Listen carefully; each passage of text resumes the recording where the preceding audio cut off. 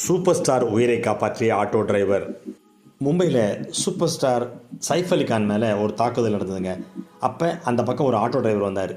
நடுராத்திரியில் யாரோ உதவி கேட்குறாங்க அப்படின்ட்டு ஆட்டோவை நிறுத்தி ஏற்றிக்கிட்டு போயிருக்காரு. அப்போ தான் பார்த்துருக்காரு, வெள்ளை சட்டை போட்டிருந்த ஒருத்தருக்கு உடம்பெல்லாம் ரத்தம்ட்டு. அது யாருன்னு பார்த்தா சூப்பர் ஸ்டார் சைஃப் அலி கான்.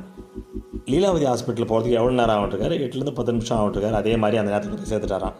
அவர் சேர்த்ததால தான் சைஃப் அலி கான் உயிரோடு இருக்கிறாருங்க. இல்லைனா அவருக்கு என்ன வேணால் ஆகிருக்கலாம். சைஃப் அலி கான் 15,000 கோடிக்கு சொந்தக்காரர். அவர்கிட்ட எத்தனையோ கார் இருக்குது.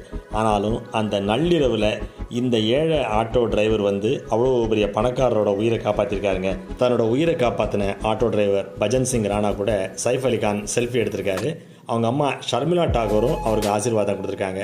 2 பேர் காலையும் தொட்டு நான் கும்பிட்டேன் அப்படின்னு இந்த ஆட்டோ டிரைவர் சொல்கிறாரு. அவருக்கு இவர் ஏதோ பணம் கொடுத்ததா சொல்கிறாங்க.